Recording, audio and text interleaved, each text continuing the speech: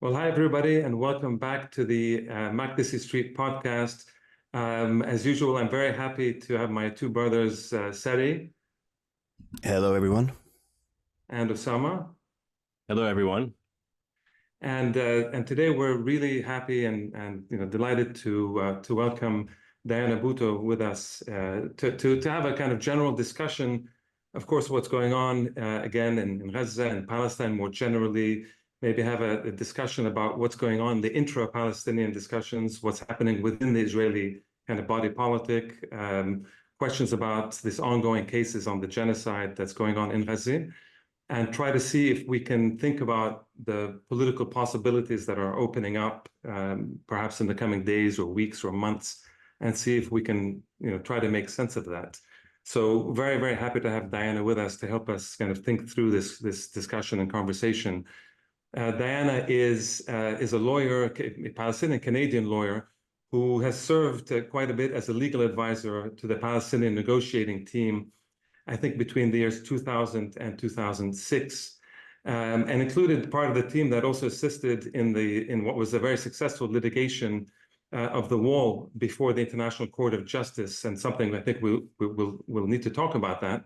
And since then, Diana has been present in many different fora, in both scholarly policy debates. She writes, quite a lot, op-eds and articles and pieces, some that we're going to reference during this discussion. And she currently still maintains a law practice inside Palestine, focusing particularly on international human rights law. So Diana, welcome, and we're really happy to have you. Thank you, Kareem and Sari and Osama. It's really nice to be on Makdisi Street. Thank you. Thanks. So I thought it would be a good way to start would be to get more. I mean, I did a very, very basic sort of introduction for you, but it'd be really interesting to hear more about your background, how you kind of came to Palestine in a sense, but also in particular, the focus on, you came as this lawyer coming to assist in what was, sort of the height of this negotiating, sort of Oslo, post-Oslo kind of context. And if you could talk us through that and as well maybe get into this, perhaps what I assume would be a dilemma between, at least retroactively, a dilemma between this kind of structural understanding that, maybe trying to negotiate in a structure where there's this kind of big imbalance between the Israelis and Palestinians, and how that kind of played out on a day-to-day kind of basis. Sure, happy to discuss that. So, my own path to Palestine was, I think, very different than many people's. Mine, I grew up in Canada.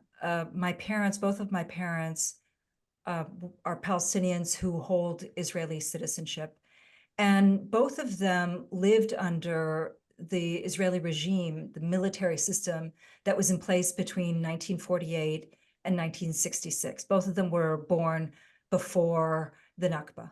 In fact, my father was 9 years old during the Nakba and would recount very, very, very vividly stories about what it was like to flee from his town, El Mjadel, to go to Nazareth, and then flee again to Lebanon, to Syria, to Jordan, and then smuggle himself back in when he was a young child.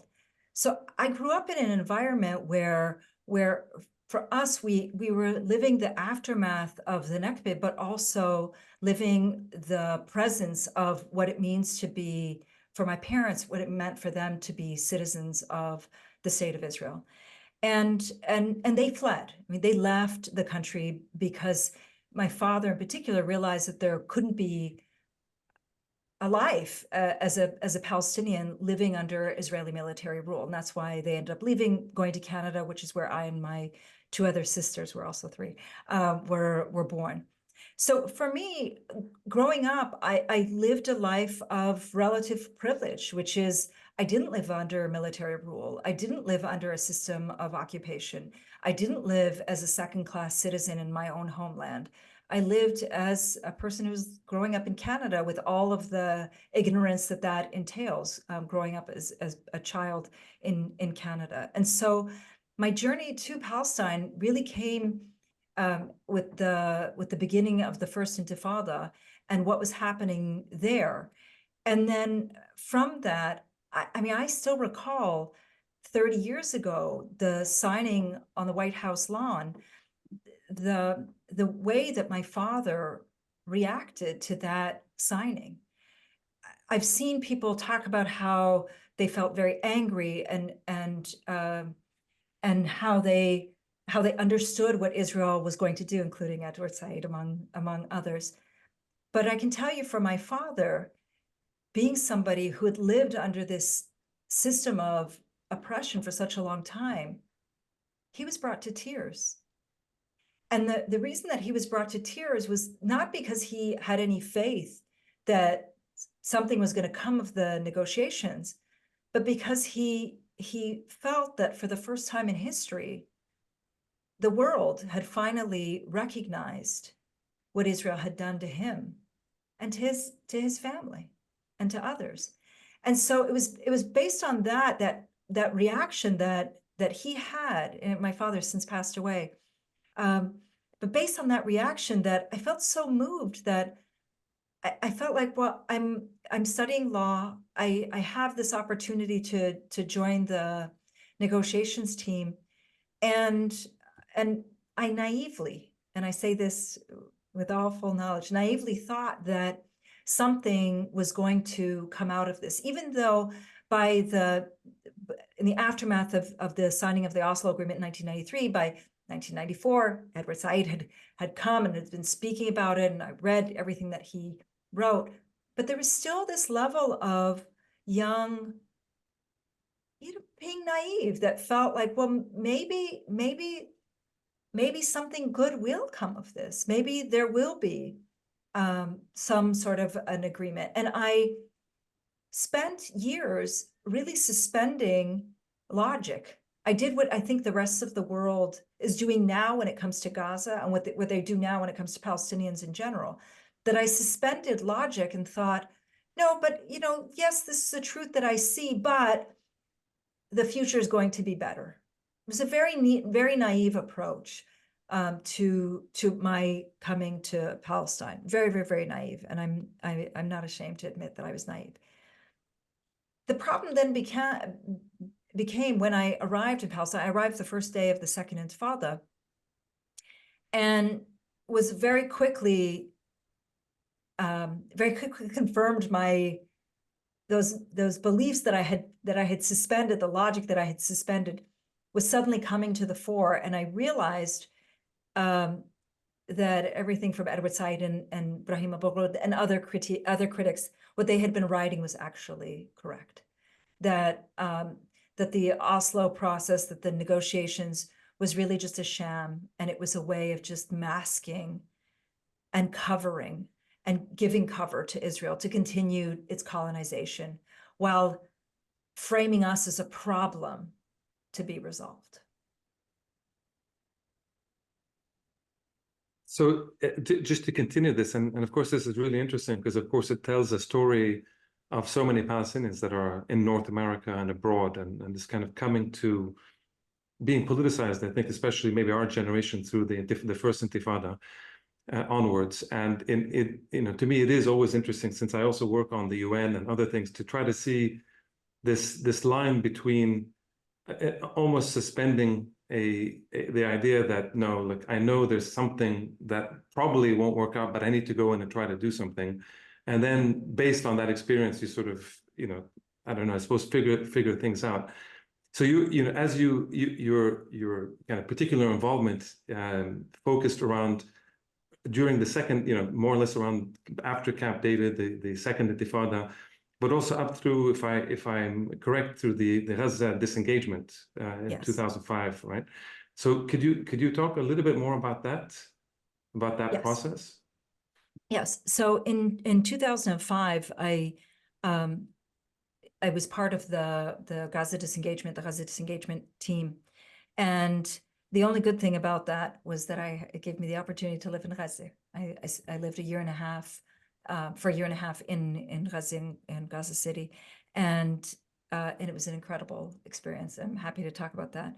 But one of the things that was the most searing, and eventually the reason that I left my job, was that at every point in time, in every negotiation, every session, each and every negotiation was about Israel showing Palestinians who the boss was. And I use that term because that was the term that they used with us. We need to show who is the boss. And so what did it mean to show us who's boss? It was everything from sometimes they would keep us held up at checkpoints for hours on end. Other times we would be, the car would be endlessly searched, even though there had been some sort of coordination, so to speak. Other times we would spend weeks, if not months, negotiating over, get this, the agenda about what was going to be on the negotiations discussion. But when it came time to the disengagement, all of this was just made worse, because during the disengagement, we were living a life as Palestinians that was kind of schizophrenic. Like, on the one hand, it's, yes, the Israelis are leaving. And believe me, people in Gaza were ecstatic that Israel was leaving. And we understood that the colonization of Gaza was coming to an end, that the occupation was not coming to an end. And so there was definitely a euphoria from there. In fact, people in Gaza said, this isn't disengagement from Gaza, this is hurub, this is fleeing Gaza. And they said that this was the result of years of resistance, resilience, and making it so that the settlers couldn't remain. So we had that on the one hand. And then on the other hand, we were told by the international community that we had to make Gaza work. But how do you make Gaza work when the world is unwilling to do anything to end the military occupation of the Gaza Strip? And so many negotiation sessions were spent, and actually, quite frankly, wasted over and discussions wasted over things like whether it would be possible for the Gaza Strip to be able to survive or thrive if Israel's military control remained. I mean, how is it that you have this conversation? How is it that you have to continue to have this discussion with members of the international community? And the question is, why are we having this? And it's because the Israelis made it clear that they weren't going to give up control over Gaza. They were going to maintain control over the airspace, over the territorial waters, over the borders, over the population registry, over what goes into Gaza, what comes out of Gaza. And they made that perfectly clear. They said there's going to be no there's going to be no connection between the West Bank and the Gaza Strip, none. And so Israel laid down its anchor. They put down and said what was going to happen. And instead of the world saying, well, no, this isn't going to work, our negotiations ended up being largely with members of the international community who would say things like, well, you know, let's work around their restrictions.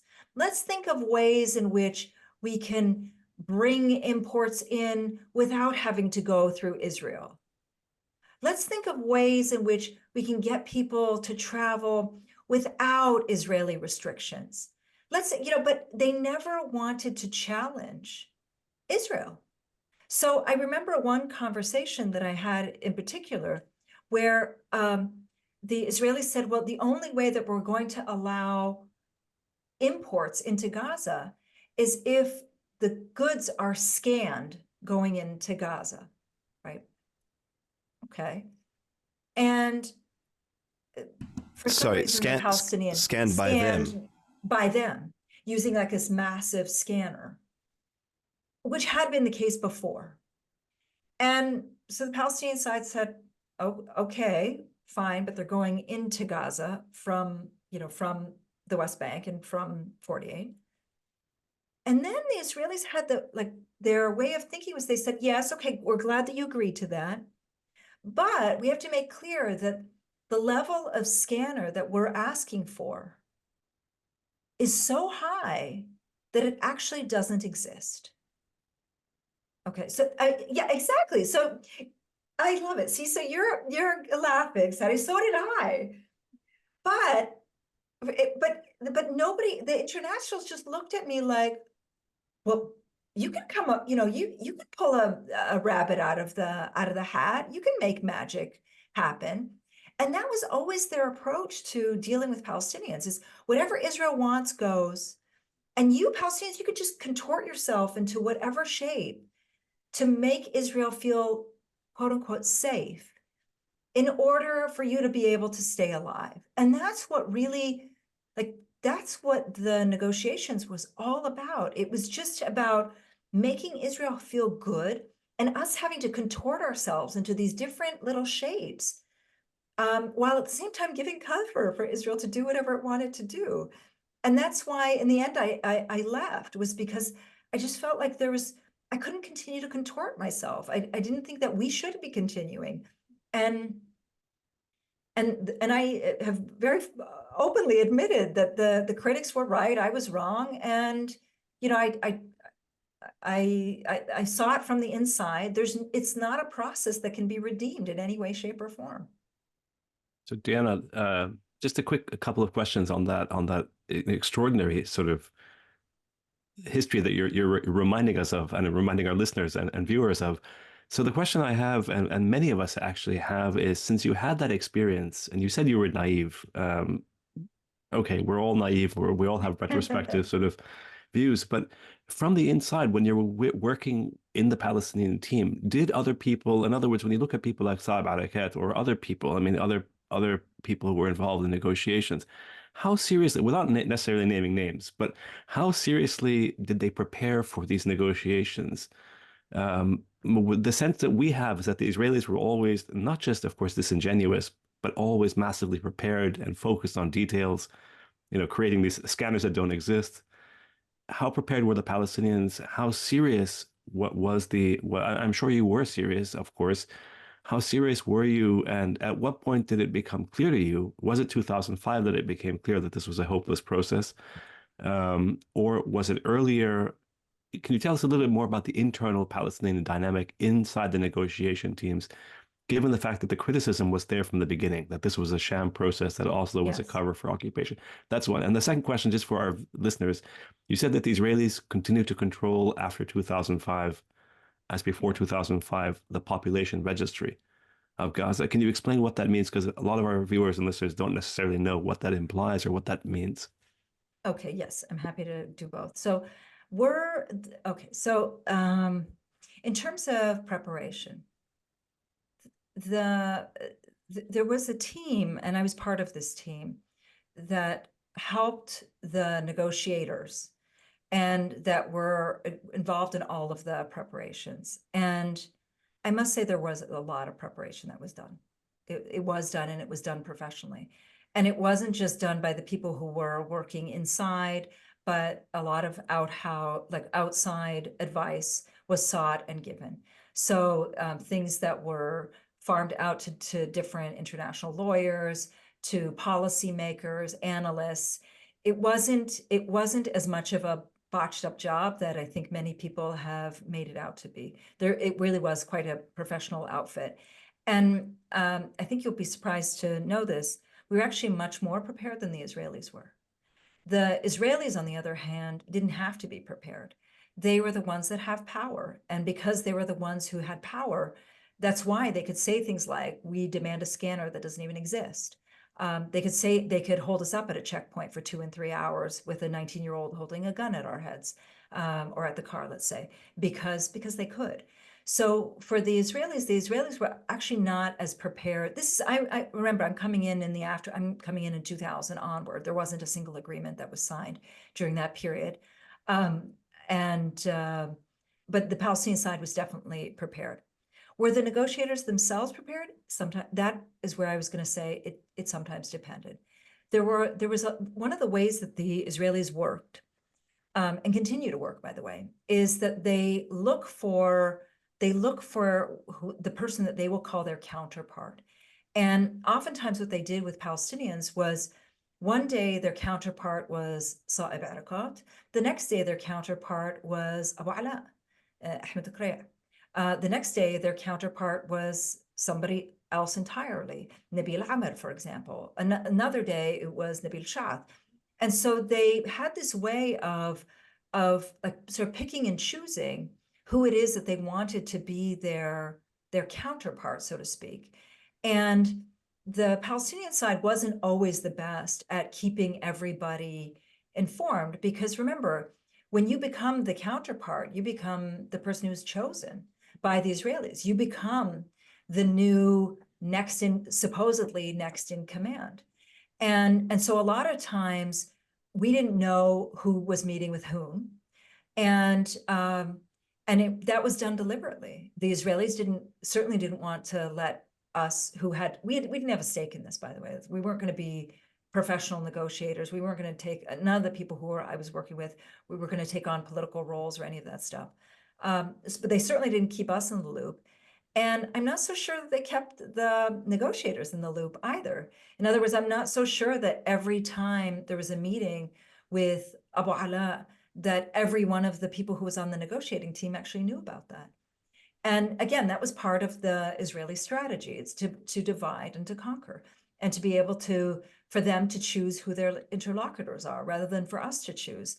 And if anything, that's where I think that there was a big trap that was fallen into. But was the Palestinian side prepared? Yes. And in fact, it was in many ways, we were kind of in many ways over-prepared, because what the Israelis were looking for was they were just looking for a signature. They didn't want us to go into the details. They didn't care about the details. They actually cared about the overall picture. Are they able to maintain control and leave the details for later, which is the way that they negotiated Oslo in the first place. That's why it's so vague.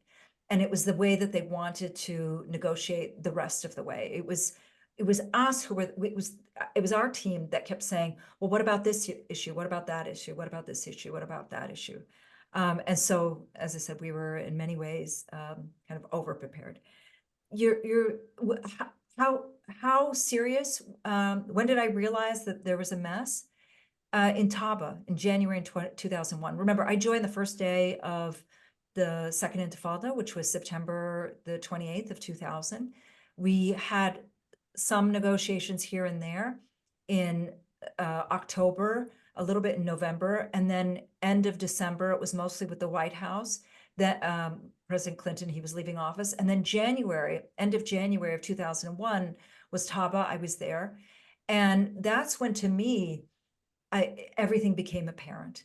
And it became apparent because while in those negotiations, it was the first time that we had all of the Israeli negotiators in one room and all of the Palestinian negotiators in one room, like meaning, sorry, not one room, in one space. They were in different rooms.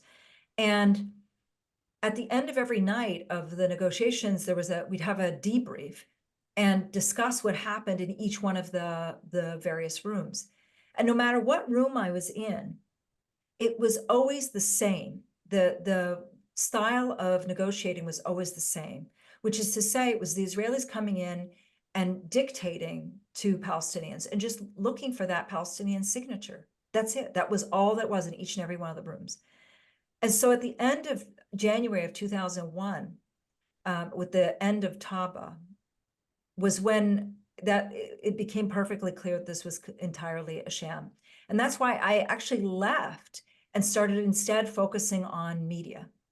That's when I said that this law is not going to impact anything when it comes to the Israeli-Palestinian negotiations. I remember, I was a lawyer who, as the saying goes, a lawyer, thinks that everything that he holds a hammer and everything is a nail. And that was the way that I viewed the world. I viewed the world very much in this sense of everything can be resolved legally. Of course it can't.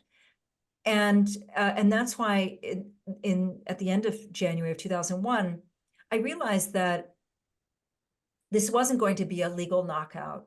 Israel was never going to abide by international law. That instead, my energy would be better spent working on trying to shape public opinion, working with media, so that they would hopefully start covering Palestine in a better way. And I still believe that. I still believe that there are legal things that can be done to hold Israel to account, but any legal system around the world is flawed because it's based on power. And unless you understand that power dynamic, you're always operating with a sense of being naive, and you must understand that power dynamic. You asked about what the population registry is. This is actually really important, and I think you're right. I don't think a lot of people know what the population registry is, and this is going to relate to Gaza, by the way, to what's happening in Gaza right now. Anytime a Palestinian is born in the West Bank, Gaza Strip, East Jerusalem, Jerusalem 48, wherever, any person who is born from the river to the sea is given an ID number from the time of their birth, and that ID number is actually generated by Israel. And Israel controls who is on that list, and Israel controls who gets kicked off of that list if a person gets removed from the population registry. What the population registry is it's the registry of any person who was born from the river to the sea, or who holds a Palestinian identity card or an Israeli identity card. For example, I have an Israeli ID number, even though I wasn't born in 48 Palestine. I was born in Canada. And what happened in the aftermath, since 1948 until the current day, Israel controls that population registry. And what that means is that they have the ability to determine who can enter into the country and who can't enter into the country. If you're on the population registry, you have the ability to enter. If you're not on the population registry, you don't.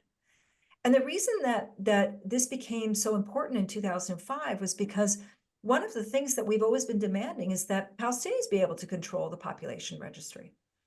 And what that means is that if somebody wants to return to Gaza in the aftermath of 2005, that they should be able to do so. Not that Israel can control it, that Palestinians should be able to control it, but Israel said no.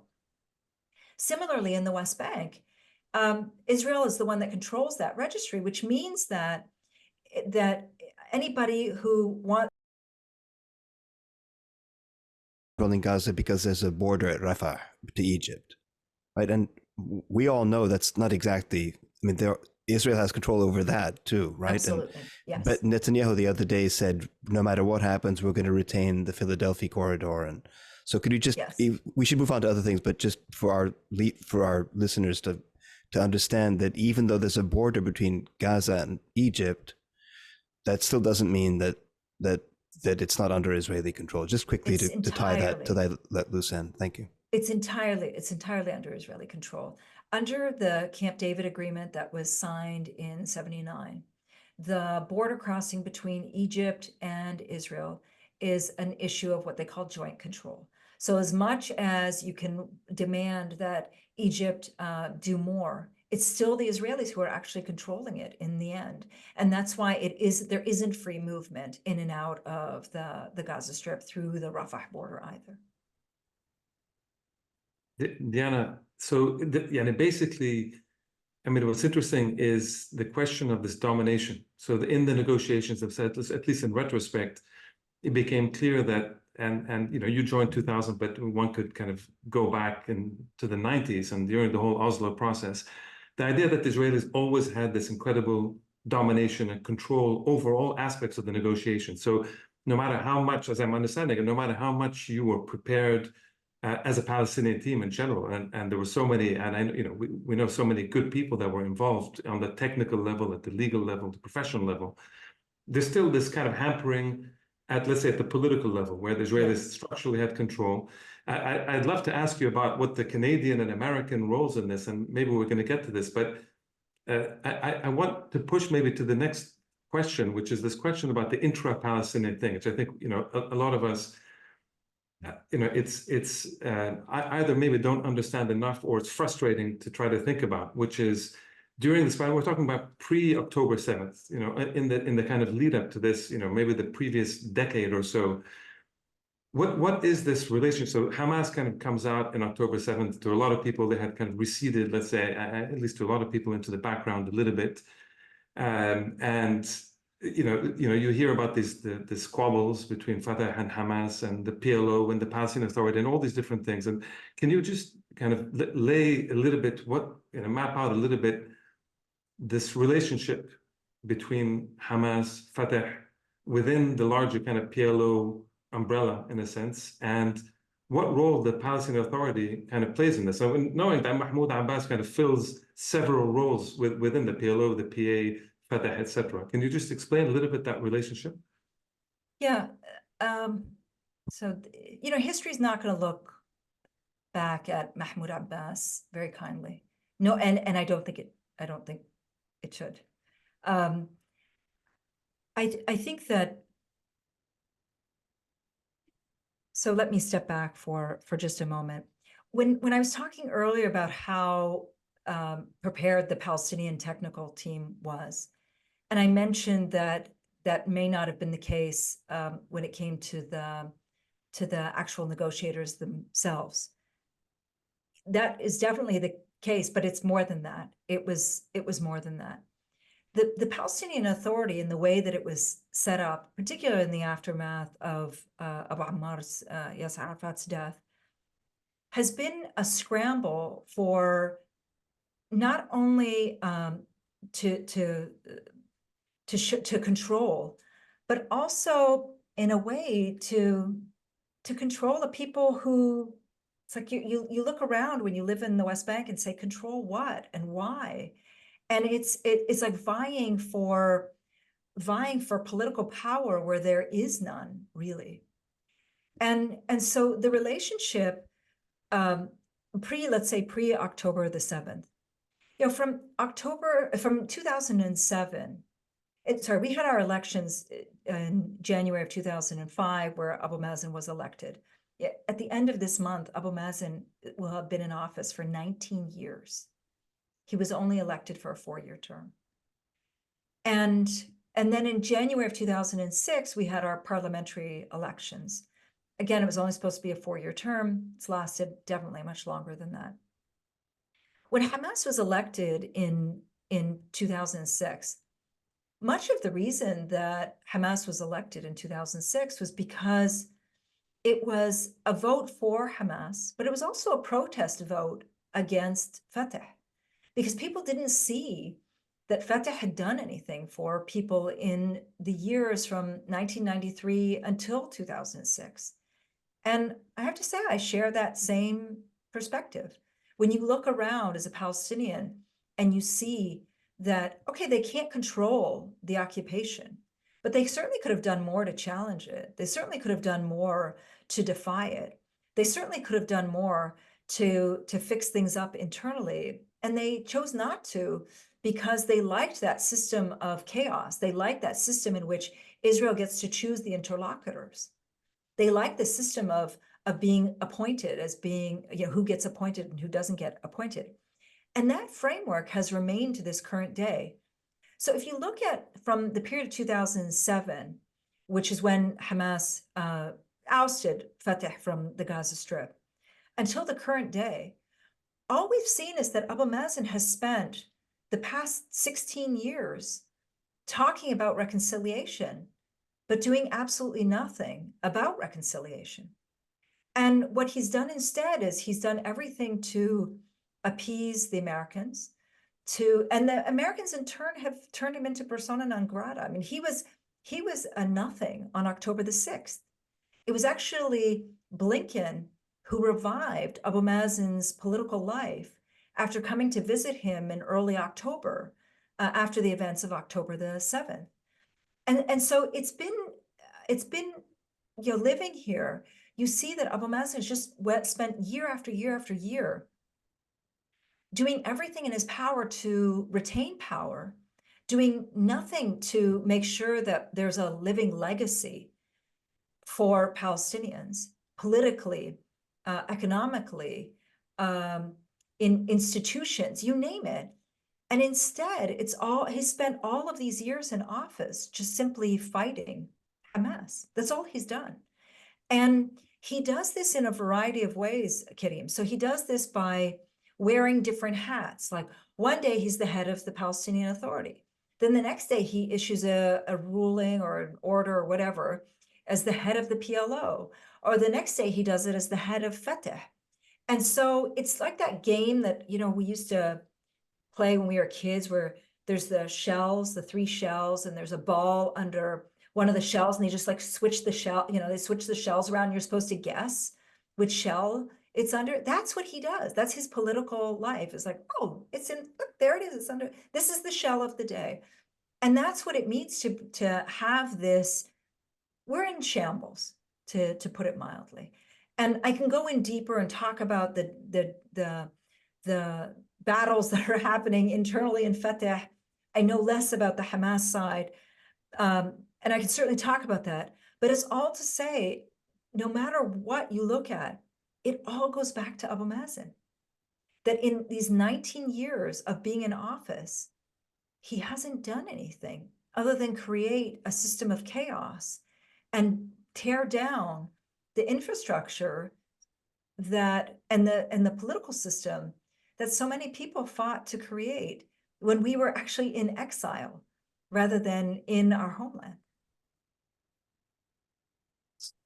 So the question then, Diana, is why, given that given that he has this incredibly negative legacy and presence over 19 years, obviously structurally, and Sadi, I'm sure, can talk about this more since he's written about the situation there.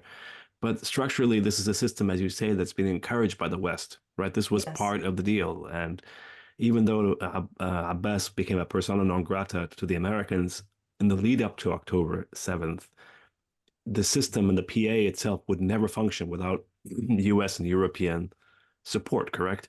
Why do people inside, what's your sense? I mean, you're not an active, you're not a politician as such, but why do people put up with that situation? It's a question that often gets asked on the outside. So given how horrifically corrupt it is and how dysfunctional and how collaborationist, or whatever the term we want to use is, why do people put up with this extraordinarily unjust, ineffective, corrupt, complicit system? Is it because they don't have an option? Or is it because the Israeli control is so powerful, or what? It's a and Sadi, if you want to jump in, please do. Oh, yeah, Sadi. Well, I mean, just to add, I mean, Osama kind of touched on it already, but it seemed, I mean, Diana, you were saying that he served no function, but in fact, it seems like he served a perfect function for the Israelis, right? That he's been the perfect person to do nothing, in effect, I mean, some people go further than that, and they say that he's working, he's an active sort of collaborator with them. All of the so-called security arrangements and so forth, all of which seem to have been stripped away in the past 2 or 3 months. But yeah, it seems like his function has been to do exactly what he's done. He's been perfect for the Israeli control of the West Bank specifically. I mean, that seems to have been his appointed function, which he's taken on, and he's done it perfectly from the Israeli point of view. He's been a gift. Absolutely. In a sense. Can we also go further then and say that is the role of the Palestinian Authority itself? So Mahmoud Abbas or not Mahmoud Abbas, isn't that? I mean, we've maybe all written about this. Isn't this the idea that the Palestinian Authority is created in that context of Oslo, precisely to serve as that kind of institutionalization of? I'm not sure what the word is, but this kind of institutionalization. The occupation of the occupation. Of the occupation itself. So Mahmoud Abbas simply plays the actor within that structural kind of setup, which was always going to be like that. Or does that make sense? Of course. And I think, I'm pretty sure all of us have written about this, about why the PA needs to go and the problems with the PA. But to get to and so I want to just talk a little bit about Abu Mazen and the way that he behaves, and then I'm going to get to your question, Osama. So Abu Mazen, I call it ping pong politics. And what do I mean by ping pong politics? The Americans will say to him, "Do X," and they'll ping the ball at him, and then he will ping it back, right? He just, whatever they say, he does. He hits the ball back. That's the way he operates. He's not a thinker. He's not strategic. His way of operating has always been, that if I just do whatever the Americans ask me to do, if I just do what the Israelis ask me to do, then they've got to come forward and give us a state. And I don't care how big the state is. I don't care how small the state is. I don't care if it's like, I'm going to be president, and I'm going to be president of a state.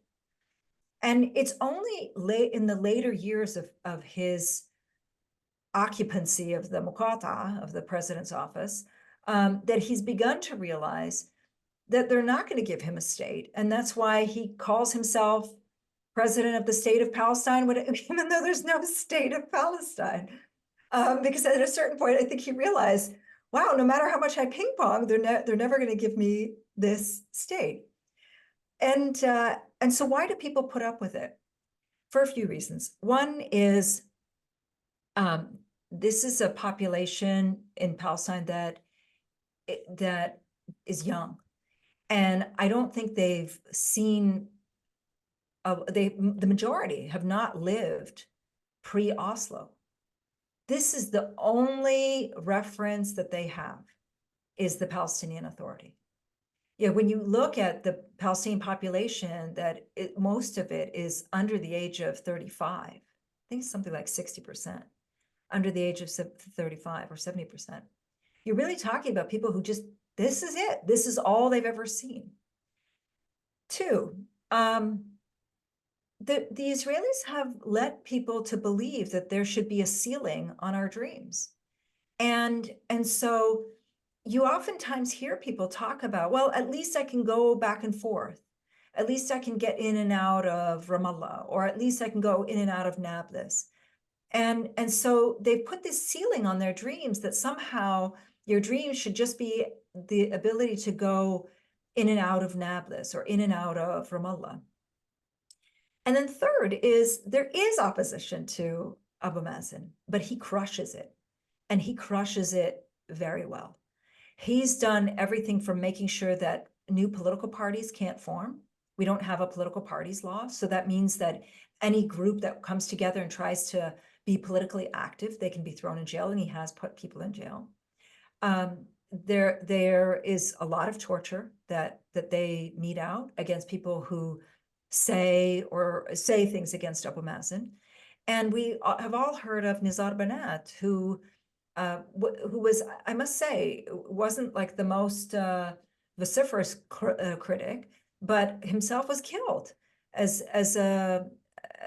for speaking out against Abu Mazen. He wasn't doing anything crazy, and so it's for all of these reasons. I think another reason, though, Osama, is that, and you feel this especially in Ramallah, is that Palestine has become, for lack of a better term, privatized.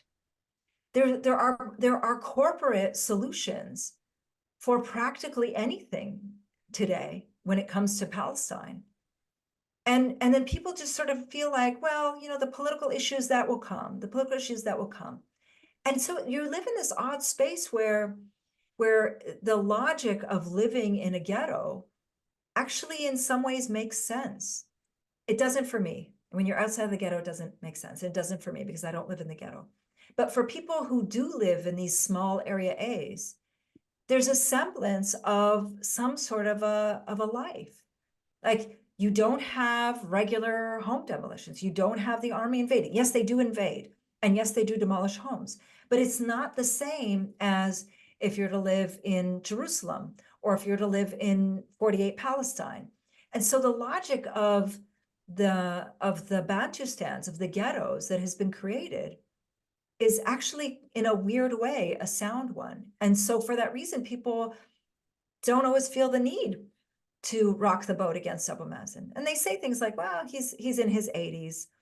Mish mtawil. The latest kind of joke that has been since Israel's attack on Gaza began is, you see these young TikTok people, like young people on TikTok, pop up and make jokes about, where's Abu Mazen? Is he still around? Is he in Amman? Maybe he's in Yemen. Maybe he's like, it's kind of become a joke for many of these people. Yeah. That's fascinating, and it would be, I think it's useful just I mean, given this level of incompetence or complicity that we're seeing on the part of Mahmoud Abbas and the Palestinian Authority in general, I mean, this kind of post October 7th is kind of the emergence of Hamas again, potentially as a national within the Palestinian body politic, this kind of national emergence. Is there a threat in the West Bank to the Fatah, to PLO, to the Palestinian Authority itself? And so therefore, does this sense of potential complicity or collaboration or intra-Palestinian kind of infighting, let's say politically, is this something that's being taken very seriously now? Yes, yes. So the discussions that are happening in Ramallah now, and I refer to Ramallah as being the place where the Palestinian Authority is operating. And so when I say Ramallah, I'm meaning like the heart of the Palestinian Authority. The discussions that are happening there are pretty interesting because on the one hand, there is a rise in support for Hamas. And of course, there's a rise in support for Hamas. It's natural. If you look at who's coming in the way of between Israel and our complete annihilation, it's Hamas. Or any of the resistance for that matter. And that's why you do see a lot of people who are supporting the resistance, whether it's Hamas or Islamic Jihad, or even, and there's now a little bit of a resurgence in Al-Aqsa, which is linked to Fatah, because they do recognize that people are tired of this model of feeling that we're just sitting ducks waiting to be killed by Israel, because that's what we are. We're just sitting ducks waiting. If we follow the Mahmoud Abbas model, we're just people who are going to die a slow death, no less painful, just slower. That's all. And so for people are looking around and saying, I don't want that model. I want to at least die with dignity, or at least have a hope of being able to live in freedom. And so it's not at all surprising that there's a rise in support for Hamas, for Islamic Jihad, for Al-Aqsa, for any of the resistance. Not at all surprising. What's happening though on the inter-Palestinian side, or the intra-Palestinian side, is that there's these discussions that are happening about what to do next about Gaza. And what to do next about Gaza, the way that it's being framed is both as a problem and as like a problem to be resolved, but it's also a problem for the West Bank, meaning that it's a problem that if there isn't anybody from Hamas that comes to who ends up ruling Gaza, or if Hamas is completely obliterated, that it then becomes a problem for Fatah as well. And so it's this interesting way for them to look at themselves by saying, well, yes, we can't stand Hamas, but we at least have to do something to preserve Hamas, because if not them, we're next. And in a way, they're right. In a way, they're right. Today's boogeyman in Israel's terms is Hamas. Tomorrow, it's going to be Islamic Jihad. The day after tomorrow, it's going to be Fatah. That's just their way of operating. It's always their way of operating. Actually, Diana, on that point, I'll say this by way of anecdote and then come to the question. So a lot of us, of course, have been going to protests given the what's happening in Gaza. And sometimes, when you've been protesting for as long as I've been protesting, it's interesting to see the chants. Some of them stay, some of them change, some of them come, some of them go. One of the ones that has always struck me is the one that back in the 80s, when I first started demonstrating in the context of 1982, hey, hey, ho, ho. Back then it was, the conclusion was, we support the PLO. Right. And so now I hear people say, hey, ho, ho, it's like whatever, but it's certainly not we support the PLO. Yeah. Because the PLO seems to have disappeared. So I guess, so now to come from the anecdote to the question, well, what about the PLO? I mean, you said Abbas wears these different hats. One of the hats is that of the head of the PLO. But what can be done about the PLO? Is there, some people talk about, resuscitating or reviving the PLO, or snatching the PLO away from the PA, or Yeah. and as you know, of course, I don't know how much our listeners know about this, but Hamas was never a member of the PLO. It was never part of the PLO umbrella, but that's an important point too.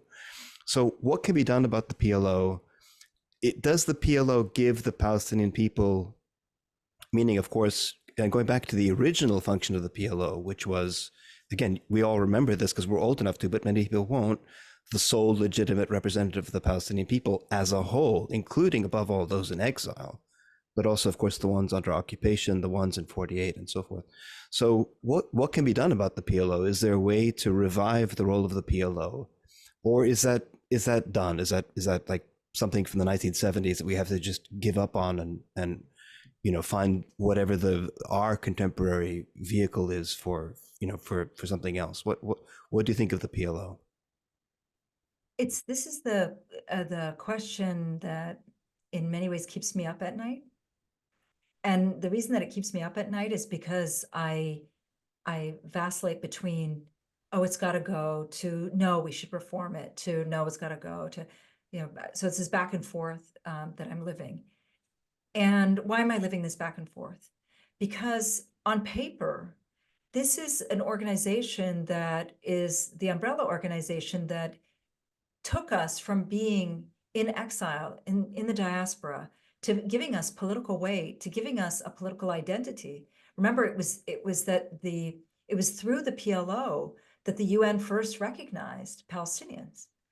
And so it was this vehicle that has an incredible history. When you look at when it was created, it was only 10 years later that the UN was recognizing the PLO. And then if you look at since that time, now 50 years since that time, just the steady decline. So on the one hand, I think, yes, the structure is there, and it's the structure that took us from being effectively leaderless in the diaspora to actually having a leadership and having a voice. And then on the other hand, I think about the ways in which the PLO has been dismantled since the establishment of the Palestinian Authority and effectively been replaced by the Palestinian Authority, but not just replaced by it. It's been like completely, I don't even know what the word has been. They've shrunk it and shrunk it and shrunk it, and they've made it not only smaller but weaker and effectively useless. So I am somebody who goes back and forth on this, and I think we have to revise this institution because 2/3 of our population are still in the diaspora. And by the way, the PLO doesn't really represent Palestinians who are in 48. They kind of gave up on the 48ers a long time ago. And then on the other hand, I think, but maybe we need something else that is going to represent all Palestinians. And one of the flaws, as you put it, Sadi, is that it didn't include Hamas. It doesn't include Islamic Jihad. And there were amendments to the PLO charter that effectively brought in Hamas into the PLO through the PNC by virtue of the fact that they were elected into the elections in 2006. But I'm sorry, that's not enough. That's not enough. I'm really tired of these mechanisms of excluding some and including others, because the ones that we include are considered kosher and the ones that we exclude are not considered kosher.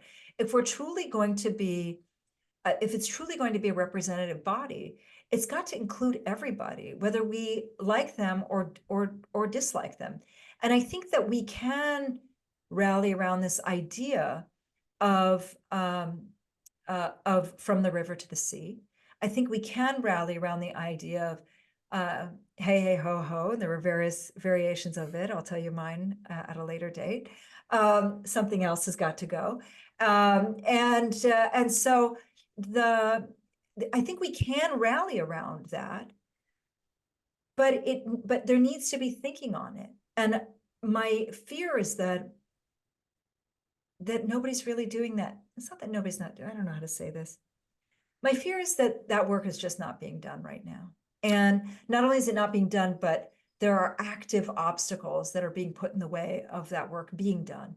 So instead of the focus being on the PLO, the focus is now on Fatah. I can tell you, for example, Just today, the name Salam Fayyad has been thrown about as being the next prime minister to help Gaza in the aftermath of the war.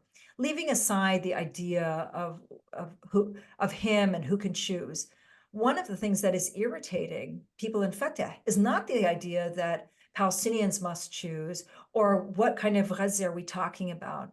What's irritating them is that if we appoint Salam Fayyad, he's not a member of Fatah. And so we're going to get rid of Hamas and we're going to get rid of Fatah.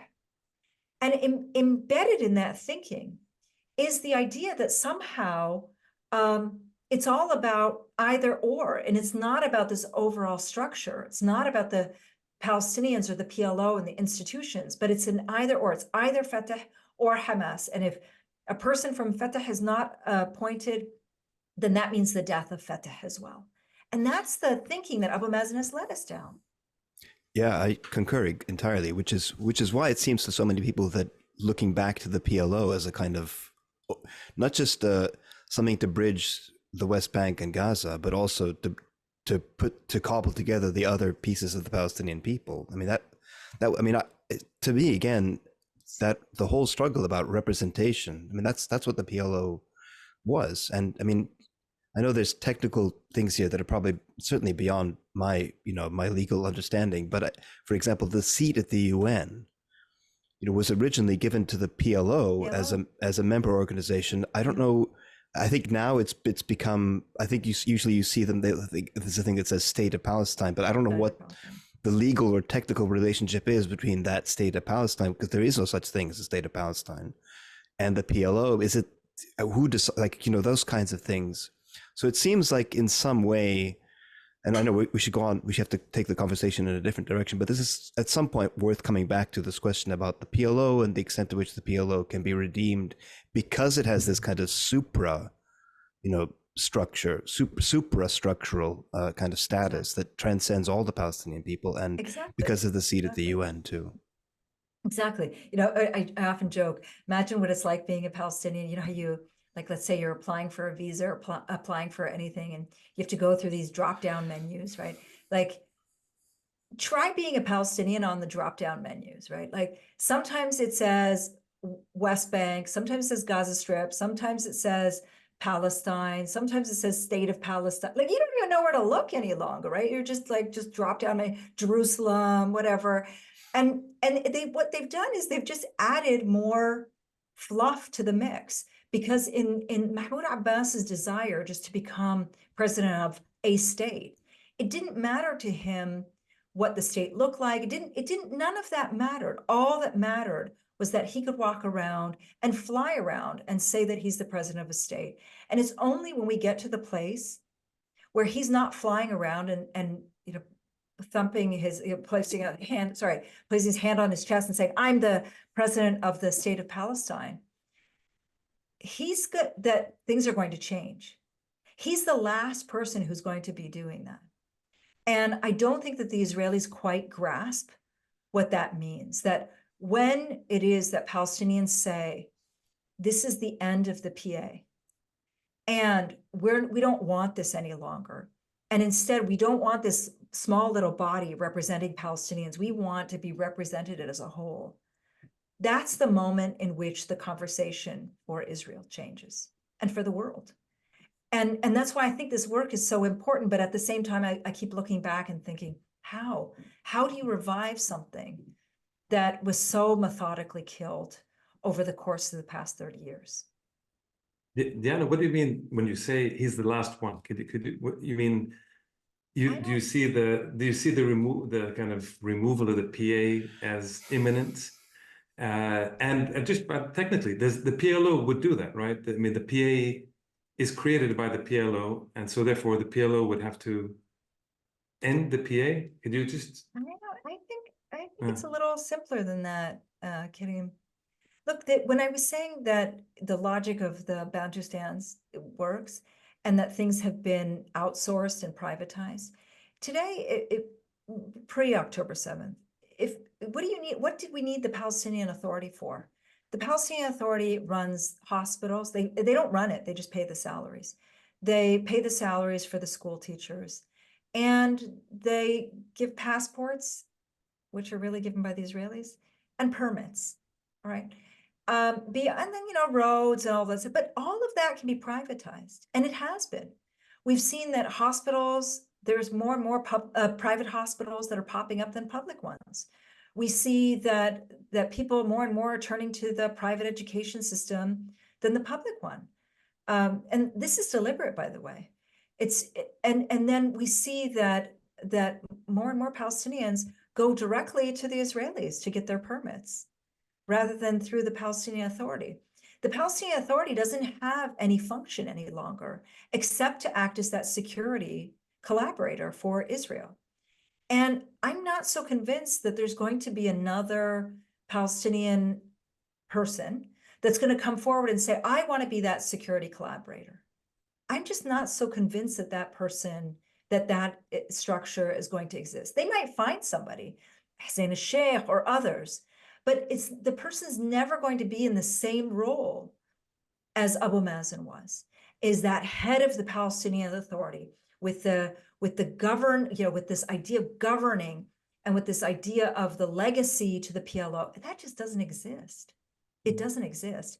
And so I think that he's going to be the last person that is flying around behaving as though he's the president of the president of a state, because we don't have a state.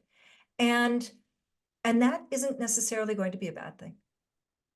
So, Karim, can we just, I think we need to segue to a set of questions about the internal Israeli scene. But before we do that, Diana, it seems like all this discussion of the PA is interesting, but so much depends on what happens, of course, on the ground in Gaza, and what happens, with how this genocide sort of ultimately ends, and when it ends and how it ends. Because so far, it seems to me that all the spokesmen, all the spokespeople who are speaking on behalf of the Palestinians are certainly not the PA nor the PLO. It's entirely Hamas in Beirut and other places, in Palestine, outside. It's pretty extraordinary, the total absence of one voice and the elevation of another voice.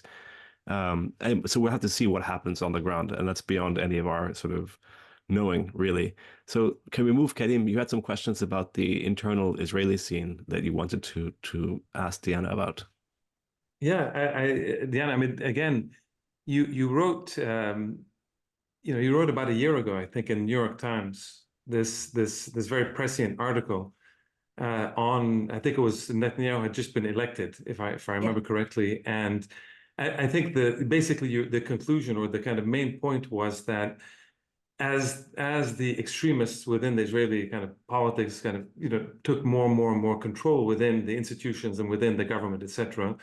Netanyahu being the latest iteration of this, with all of his wonderful kind of crew of totally fanatical kind of crazy people, that this was just that the Americans especially were going to kind of continue to cuddle them and kind of go along with them. And of course, at the end of the day, the Palestinians will pay the price. And this, of course, is borne out. And I wanted, we had in a previous episode of this podcast, we had Diana Buttu, who had also talked about this idea of the struggle within the Israeli body politic, and what he, I think, has called the state of Israel versus the state of Judea, the Judea being the kind of settler types, and they're taking more and more control within the state, within the institutions, and that was kind of what was the battle was going on pre-October 7. But as I understood, what he was saying is that just before this war, and now that during the war, the state of Judea types are going to consolidate. In fact, so Netanyahu himself will be maybe then, as he, presumably soon, he may be out of power again, but then you're going to get someone even worse and worse and worse. And so could you talk about that a little bit, how the intra-Israeli scene is, even, sort of before, but also within this war, and, whether this war is changing things or not. Yeah, it'd be really interesting to kind of find this out. So the Israelis have been shifting to the right for the past 30 years, the public opinion. And when I say shifting to the right, I don't just mean slightly to the right. It's a fascist to the fascist right, and it's not surprising. I mean, it's a state that is founded on ethnic cleansing. It's a state that believes in colonization. And, ethnic cleansing and colonization are not acts that, a left-wing government really cares to do. So it's a country that has been increasingly shifting to the right. And that's why it culminated in last year's election in November of last year, in the formation of the government, which is now 1 year in office, of these ultra right-wing fascists. And that's what they are. But in this ultra right-wing fascist setup, you also have what's happened since. And there were, from the beginning of January up until October 7th, there had been every weekend, there had been a consistent protest movement coming out every Saturday, with thousands and then in the hundreds of thousands of people protesting this government, and in particular the reforms. I think the way in which the Western media presented these protests was very much as though it was the left versus the right. It wasn't at all. What the protest movement was about was that they just didn't want to have the ultra right wing do to them, meaning the non-ultra right wing, what they've done to Palestinians. It was just that simple. In other words, they didn't care about Palestinians. It wasn't like they were protesting what the Supreme Court has done to Palestinians, or that they were protesting what the Israeli government has done to Palestinians. It wasn't that at all. There were protests that were happening every weekend in the Israeli settlement of Ariel. So you could be part of the protest movement and be an Israeli settler. You could be part of the protest movement and be an Israeli settler in one of the far right-wing settlements as well. It was just an internal Israeli discussion. Fast forward to October 7th and the aftermath. And now there is zero discussion of anything to do with left-wing. In fact, you see, from even using Israeli terms, the so-called left-wing to the right-wing, open talk of ethnic cleansing and of genocide. The president of Israel, Herzog, himself has said that there are no innocents in Gaza. This is the guy who came from the Labor Party, the so-called left. Netanyahu has made the same claim. We've seen them talk about us as human animals. We've seen them talk about thinning out the population of Gaza. A member of Yesh Atid, which is the political party that Yair belongs to, Yair Lapid, excuse me, belongs to, he penned an op-ed with somebody from the extreme right saying that there should be, quote unquote, voluntary ethnic cleansing, like voluntary removal of people from Gaza, and that people should settle in different countries around the world. In fact, they propose like 10,000 in each country. These are people that are openly advocating ethnic cleansing. But all of this to say, now, Karim, I think that people don't really realize how much of a problem it is inside Israel now, inside Israeli politics. Because you have, on the one hand, Netanyahu, who is in favor of continuing this war. The reason he's in favor of continuing it is because the minute that the war is over is the minute that his indictment continues, his corruption charges continue, and the minute that he's removed from office, and he knows that.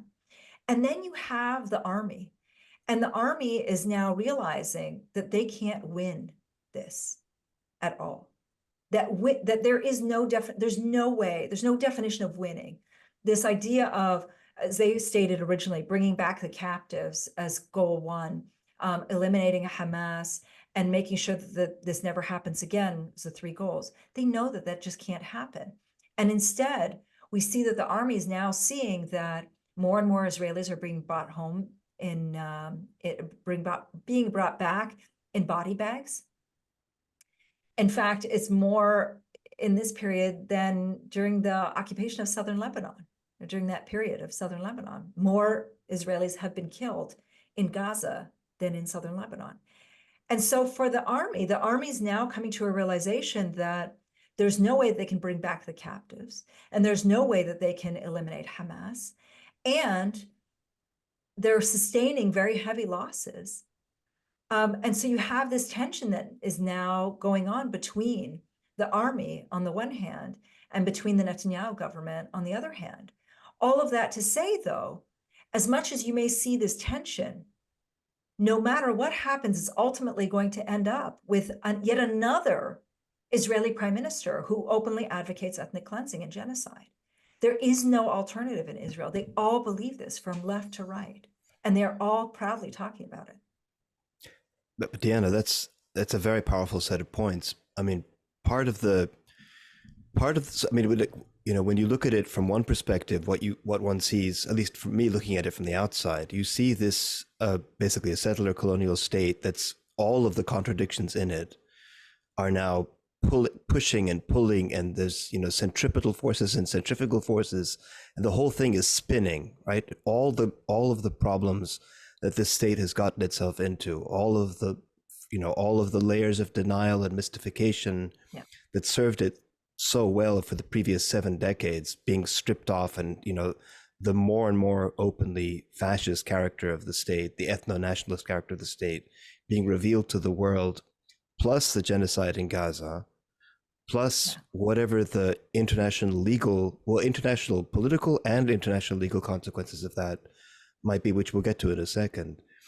And the army, you know, being sent on these missions like in Lebanon in 2006 and now in Gaza this time, that there's no way it can militarily accomplish, very clearly, sustaining very, very heavy casualties and losses, a loss of face. I mean, all these things, it looks from the outside like this thing is ready to blow, right? And one can imagine, and there's talk about all the kind of, you know, the sort of techie Israelis, you know, who want to do their little gadgety stuff, but really, they all really want to be in Silicon Valley, as far as I can tell.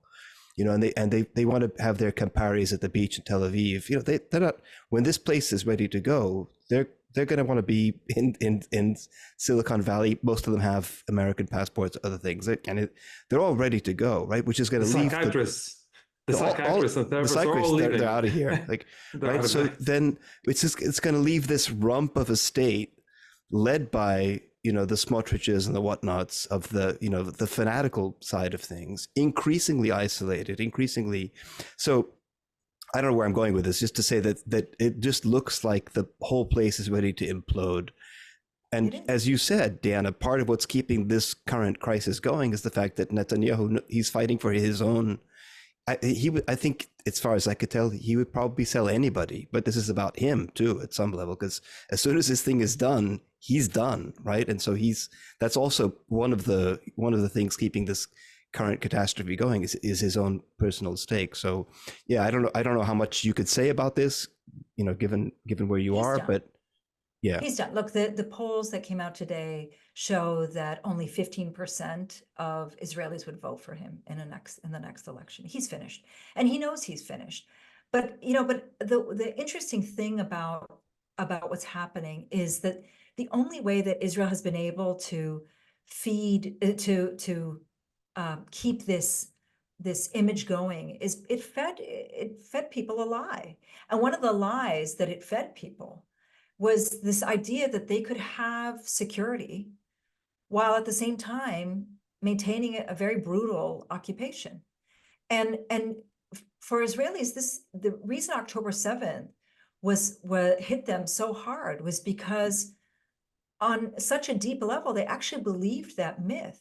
They believed the myth that, okay, as long as it's confined to the settlements, then that's fine. But they were unwilling, they couldn't understand, they couldn't accept, and they still can't accept that it's a settler colonial state. They simply can't accept that. But even beyond that, they can't accept this idea that somehow this lie that they were fed, that as long as you're within 48 Palestine, all is okay. The part that's not okay, the unkosher part, is the occupation of the West Bank. And, you know, the siege isn't good. That was the main way that the left was operating inside Israel. And that bubble has been pierced. And I think you're right. I think there is going to be, there's going to be a reckoning for him. But I think there's going to be a reckoning bigger than him. I think that people are really questioning this idea of here, of them living here, and what that means, and whether there is a future for them. I can also tell you that being a Palestinian living here is even more terrifying than it ever was before. I can, living in Haife, everywhere you turn, you see signs in Hebrew that say, "Together we will succeed." And I ask myself, what does together mean? And what does succeed mean? And then you'll see signs on the backs of cars that say, "Finish them." Then you'll see swear words, Hamas, on the backs of cars. And I live in a neighborhood that's predominantly Palestinian, but not exclusively. And I've asked my neighbors who have these signs on the backs of their cars, what does it mean? What do you mean? And they can't define it for me, because what Netanyahu has done is he set up the code word that Hamas equals Gaza. So finish them, finish Hamas means finish Gaza. Together we will succeed means together we will eliminate Gaza. And this is the prevailing thinking. So you see people, you see the way that people speak, you hear you hear what they're saying, you see the body language. My friends talk about very openly, and I wrote about this a year ago, and it's even worse now. They talk about wanting to leave. They talk about wanting to immigrate. They don't feel safe. I can tell you that I don't feel safe.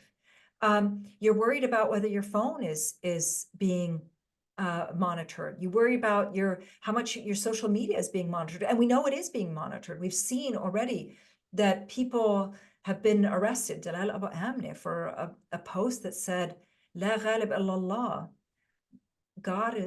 There's no protector but Allah. There's no protector but God. Are you really arrested for that? And so you see what it's like. You see that students are being brought up before disciplinary charges in front of universities, not for anything that they did on campus, because classes just began a couple of days ago, but for Facebook posts, for liking a picture on Instagram, with not only being brought up on disciplinary charges, but then those disciplinary charges then sent to the police by the president of the university himself. So to live here it's terrifying. And all the while, every day, I think back to the stories that my father told me about, and my grandmother, they told me about when I was growing up, about what it was like during 1948. And I now truly, in my core, understand the decisions that my grandparents took in 1948 to flee. I understood it kind of intellectually, but now in my core, I understand it. I feel it. I know what they were talking about.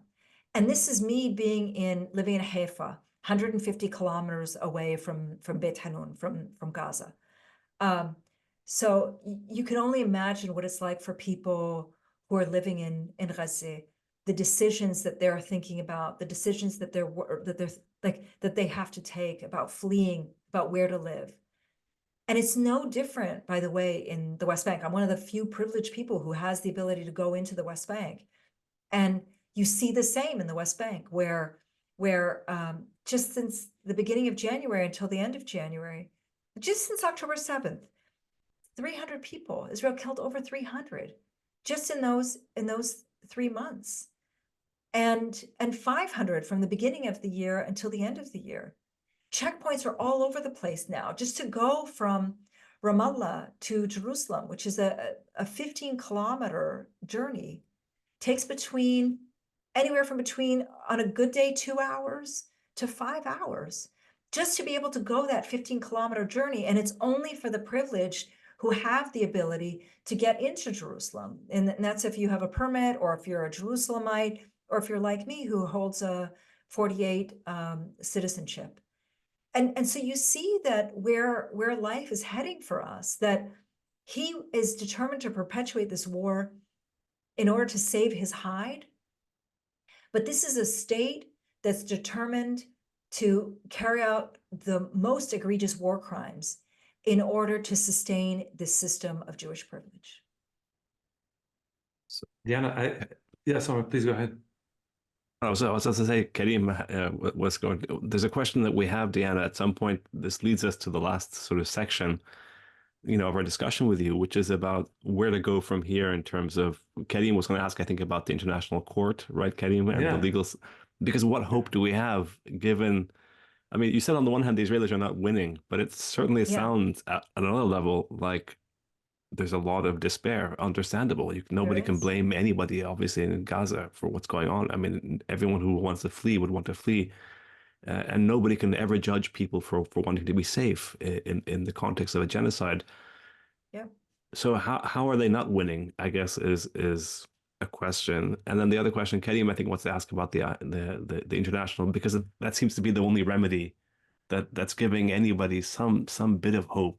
Is what's happened with the South African sort of case. But Karim, so sorry, I jumped in front of Karim. No. That's perfectly said, because it's. I mean, I actually wanted to. I mean, Diana, you were saying so well about the question of this extremist, right-wing, fanatical, fascist kind of state that's there. But then I see the polls that are, I don't know, somewhere between 80 and 90% of Jewish Israelis that seem to support this genocide. Yep. And one wants to separate sort of people from the state but when you see this, it's not 1 week after October 7th, but we're now 3-4 months later, and we're still at such a presumably still at a very, very high support for this kind of war and the dehumanization that has resulted. It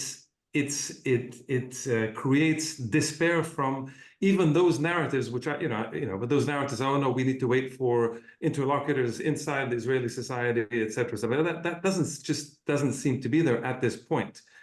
So I'm wondering from within how that works. But yeah, Osama, you were talking about. So the question of one way to deal with it is either through sumud and kind of resistance and steadfastness and kind of sticking and not leaving. On the one hand, possibly that. On the other hand, through these remedies, through the international courts. In this case, we saw, recently that the South Africans quite bravely kind of presented this case for the International Court of Justice to take an advisory opinion on whether this is genocide or not. Just all this discussion, genocide, literally putting it on the table and saying, okay, now let's move from the discussion and you said, I said, she said, and let's have an actual ruling on this. So I know we've put a lot of things, but if you can. Yeah, I can both. How is it that Israel is not winning? Is a great question. And I can tell you they're not winning. Why? The Israelis thought, because they're very arrogant, right? Colonizers tend to be arrogant. But the Israelis thought very arrogantly that it was going to be 2-3 days of bombing, and then that was it. People would put up their hands, that there would be people turning against Hamas, and that Hamas would release the captives. And then that would be it, right? That would be the end of it. And that's why, if you noticed from the beginning, one of the things that was really interesting was that Hamas made an offer very early on. We will release the captives if you don't bomb. And Israel said, nope. And they went ahead and they bombed, right? They bombed and bombed and bombed and bombed. It took 50 some odd days before the first group of Israelis, or the second group of Israelis. There were a couple of Israelis that were Americans that were released in the early days. And so with time, Israelis are now realizing that A, Palestinians are not going to turn against Hamas. B, no matter how much they bomb, there isn't going to be like hands up in the air saying we give up and a white flag and people are going to turn themselves in and here are the captives. And C, that this is going to require a long breath, as we would say, nefas tawil. And they just don't have that. And because they don't have that, this is why you see that they are not winning. And it's really fascinating to watch Israeli TV here because it's a perfect exercise in propaganda. The news begins every day with a very somber, number of Israeli soldiers who've been killed and a little bit of details about their lives. And then it pivots very quickly to some talking head saying, we must crush them.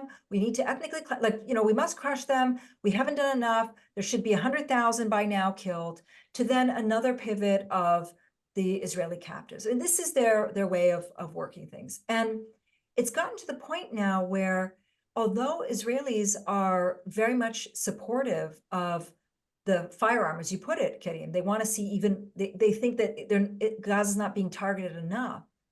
The reason that they're saying this is because they realize that they're losing. They're losing on the ground, they're losing internationally, and they're losing in the sphere of public opinion. Even, when you look internationally, yes, Biden supports the war, and this is very much Biden's war as it is Netanyahu's war.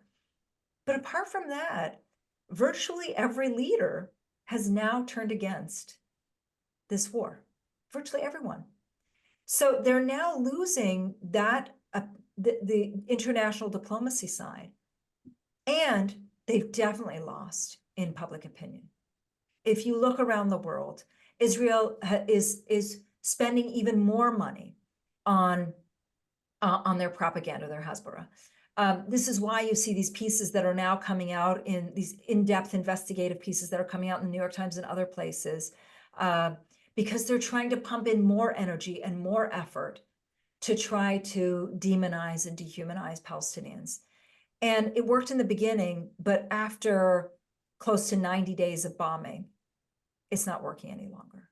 So yes, there is a great deal of despair, Osama. There's a great deal of despair here. And it's hard to live here. It's hard to watch this. It's hard to feel this. It's terrifying if you're a person who, if you're living in Gaza, if you hear from your friends in Gaza, I mean, it's terrifying because we're witnessing and feeling genocide.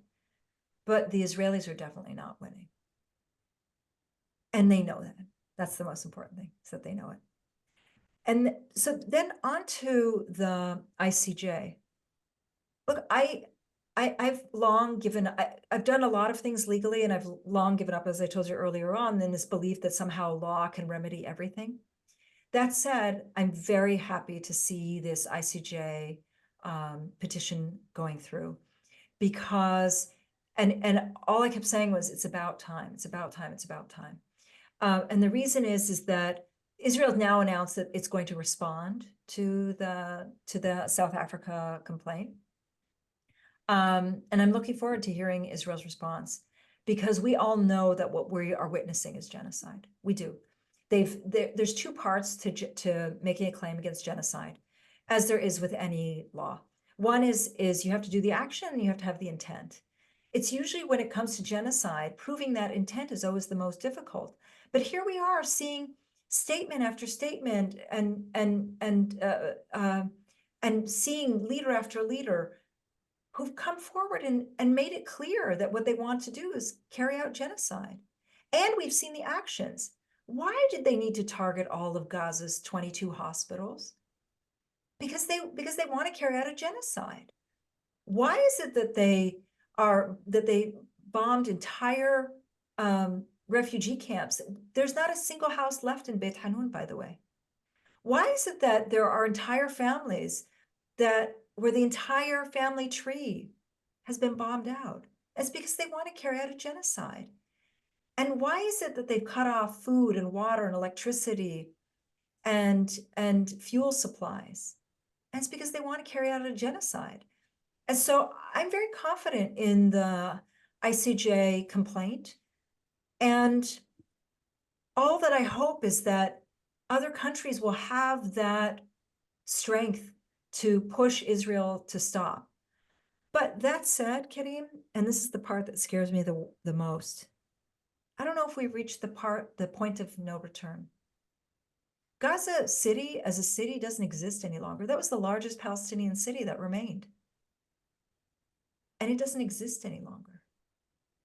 And I'm really left wondering if we've passed the point of no return. And what I mean by that is, after 22,000 dead and over 100,000 wounded, if not more, these people are going to need medical treatment. Where are they going to get it? Outside of Gaza. Kids are going to need psychological treatment. Where are they going to get it? Outside of Gaza. People need to be educated. Where are they going to get it? Outside of Gaza. They need homes. Where are they going to live? Outside of Gaza. And so I'm worried that we've reached that, like we've passed that point of no return. And that's exactly what Netanyahu wanted. That's exactly what he wanted. Which then brings us back to the question of how then is he not winning? If that's what he wanted and that's what he's achieved, it sounds like he's actually achieved what he wanted. And so Osama, that's what always haunts everybody. I mean, let alone the what you just described is so powerful. I mean, it's so disturbing. It's so awful. Yeah. We all know how just the scenes we've been seeing from Gaza are horrific. But what you're describing is what Hassan Abu Sitta talked about in the earlier podcast as well, about the destroying the deliberate methodical destruction of entire sort of society, essentially. But they can't destroy our will to survive and our will to be present here, and what's going to ultimately come. Look, there was I'm sure you all know this quote, this very famous quote from Moshe Dayan. So in the 1950s, when there were, very interestingly, there were reprisals from the Fida'in in Gaza against those very kibbutzim that had been taken over, lands of the people originally were living in the Gaza envelope. At the funeral of one of these people who had been killed, an Israeli, Moshe Dayan said something like, "Don't be angry with the Arabs who have killed us. Of course, this is their natural response to us doing this against them, to us perpetrating this against them." And the reason I mention this is that Netanyahu spent his entire political career, and including in this latest attack on Gaza, as trying to turn us into some sort of irrational actors, right? Like, we're not rational, we're irrational in his mind. And what I think that has now happened is that the world is seeing that we're not irrational actors, that any resistance that is going to come, and there will be resistance, is going to be because of what Israel has done to Gaza. So as much as we may have reached the point of no return when it comes to Gaza City and the disease and the deaths, which I only see is going to escalate and skyrocket. No matter what they do, they can't get rid of us. They tried in 1948, and you all know this. They tried in 48, and it hasn't been smooth sailing for them since 48. And now they tried again in 2023, 2024, and it's not going to be smooth sailing for them. So as much as he may look as though he wins in the short term, he's not going to win in the long term. And mark my words, he's not going to be in office much longer. The only way that Netanyahu can stay in office is at the end of all of this, he manages to secure something that's huge, such as Saudi normalization. I just don't see that's coming along the way. I just don't see it. We have to wrap soon, Diana, but just on this question of, Gaza City, of course, as you said, the biggest Palestinian city, the largest Palestinian city. Now, basically, we all saw the footage the other day, from people now sort of going back in to see what's left, and it's gone. I mean, it really is largely gone. Of course, the rest of Gaza isn't entirely gone yet, but we know they're doing massive damage to the housing and the infrastructure and the hospitals and the schools and everything else. And then the Israelis keep saying, well, look, there's Sinai. Why don't they go to Sinai? Let them go to let the Egyptians open the gate. And some people talk about that, of course, but there's another way to look at it, which is to say, actually 80% of them are refugees from the rest of southwestern Palestine. Why don't we open the other gates and let them go home? So there's a really strange way, without wanting to sound too, idealistic about this, but nevertheless, there's a really strange way in which the crisis in Gaza now, especially the fact that the Israelis have made at least Gaza City, the north of Gaza, as unlivable as they intended to, in a way, the proposed solution becomes that much more easy to imagine. Let us open these gates and let these people go back, at least the 80% of them, let them go back to the lands from which they came, their lands, which is what this is all about ultimately, right? So in a weird way, Gaza, for all of its horror, also it brings into sharp focus what many of us, I'll say certainly for myself, think is the ultimate solution to the large conflict, which is one state. And to finish, let's get rid of all the Israelis have this obsession with walls and borders and fences and beating and cajoling and crushing and so forth. That's never going to work. It's just, at the end of the day, it's not going to work. People will never accept being caged. They just won't. No people in the history of the planet has ever accepted that. So it seems like the weird thing is, for all of the horror we now see, the solution is so proximate. Open the gates, let people go home. And lo and behold, all the solutions suddenly come into sharp focus, because now there is a place to rebuild, like literally the physical place that many of these people come from, the landscape itself. This was in 1948, as you well know, largely a rural population. Yes, there are people from the various cities and so forth, but it was a heavily rural population that was forced into Gaza. The land is still there. I mean, there's Salman Abu Sitta has done all the geographies about those spaces and so forth. We know what a return, the walk home, as Salman Abu Sitta puts it, we know what that would look like. We know where these people would go.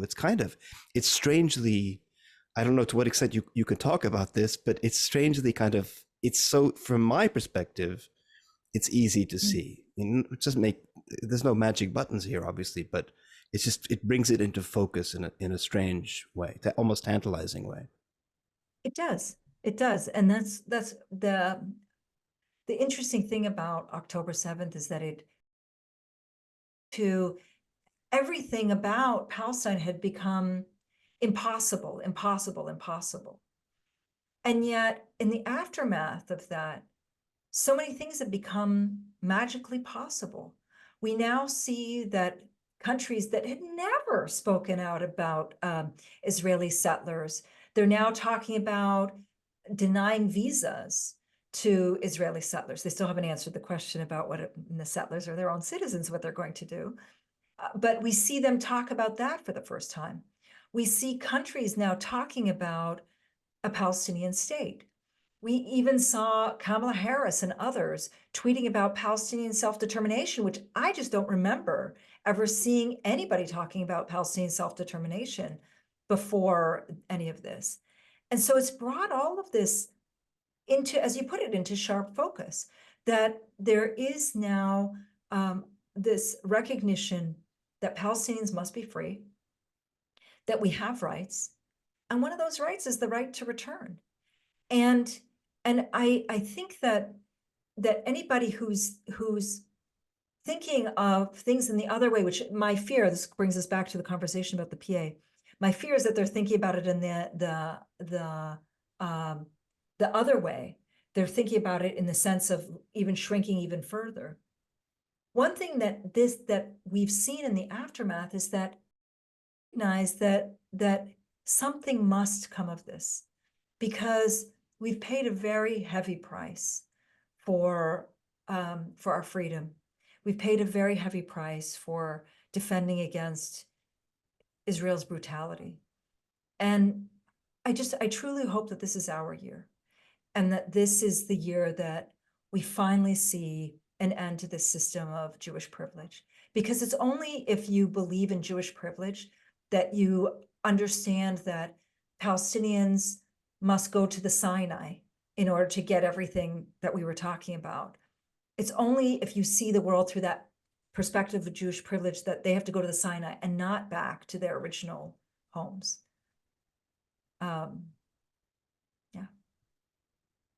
Thanks, Diana. I have a lot of other questions, but I think that's a great kind of place to end. I think so much more we could discuss. But I really, on behalf of all of us, I really, really appreciate your this an extended discussion. And My pleasure. for anybody that doesn't just already follow Diana on Twitter or X, Twitter or whatever, she's Diana Buttu. That's Buttu. One word, and I obviously strongly suggest that you follow her there, and of course on all her writings. That in fact you just had one that came out in the New York Times as well very recently. So so thank you so much, Diana, and much appreciated. My pleasure. Thank you. Thank you, Diana. Thank you. Thank you, Diana. Thank you.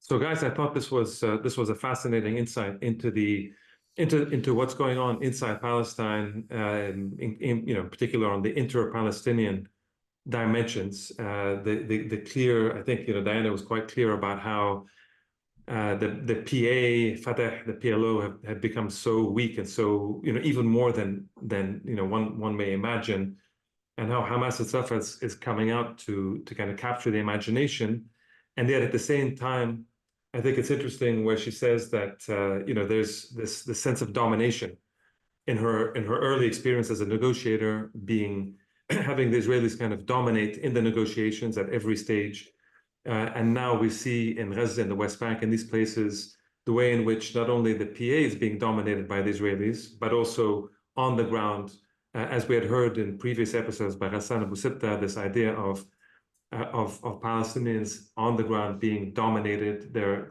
life being extinguished, the land being stolen, and the whole area becoming uninhabitable. So that, on the one hand, and balanced, I think really interesting, where she says that despite all this, I think she says that the Israelis are not winning. So this is kind of contradiction where this unbelievable genocide that's going on, the total failures of the Palestinian institutions, the PA, the PLO, to deal with it, the abdication of the international community, the US, Canada, all these kinds of countries, the West in particular, in terms of playing any kind of productive or mediating role at any level, and yet at the same time saying the Israelis are not winning. And I think that's what's interesting. It echoes what Imminent PA said in previous episode about that we're coming to the end of Zionism, although of course that may take a long time. And this period, I think they both, and all the guests we've had and what we've analyzed previously, is that we're going to be in a very, very violent phase, even if we can see the Israelis not winning, and even if we see the beginning of end of Zionism. So I thought that was really interesting. Yeah, I mean, the question, of course, is can they not win? They're not winning. Does that mean that they're losing? There's a difference between not winning and actually losing. Yeah. And also there's a question, of course, of our Palestinians and our Palestinians in particular in Gaza, in the West Bank, in other parts, are they going to be able to survive this as you're calling this, the final onslaught, as you're saying, this heightened racism, genocide in Gaza, in the West Bank, pogroms and just heightened racism, just horrific sort of oppression. That's a question that said we've debated this endlessly, this question. But Diana's point seemed to be, as Karim said, there seems to be a contradiction. It's not a contradiction, but it's not like she doesn't know what she's saying. She's saying that this is the reality that we're in. They're not winning. We're suffering. We're still here, but Gaza has been made unlivable. So I don't know, Sadi. I'm torn, to be honest. Oh, we're all torn. But look, there's several different things. Karim said domination. I don't know if domination is the right word. I mean, there's obviously massive violence. The Israelis are inflicting massive violence on the people in Gaza, but they're doing so without dominating it. In fact, no, the institutions. I meant like the PLO, the PA. The negotiations, all of that. Yeah. That's a different. Yeah, so we're talking about different forms of. This is unfolding at different levels, at different speeds, in different ways. It seems to me yet again that the Israelis don't understand how there's a sort of infantile component to the way they think politically as a state. It's a very infantile state in all kinds of ways. But one of the it's sort of like the way an infant pounds the table and expects, therefore, something to happen. They seem to think that if we pound and pound and pound, we're going to get our way. Pounding in this case, meaning not the table, but pounding an entire city to rubble, which is what they've done to Gaza City. Well, Biden seems to be okay with that and is listening. Yeah, I know.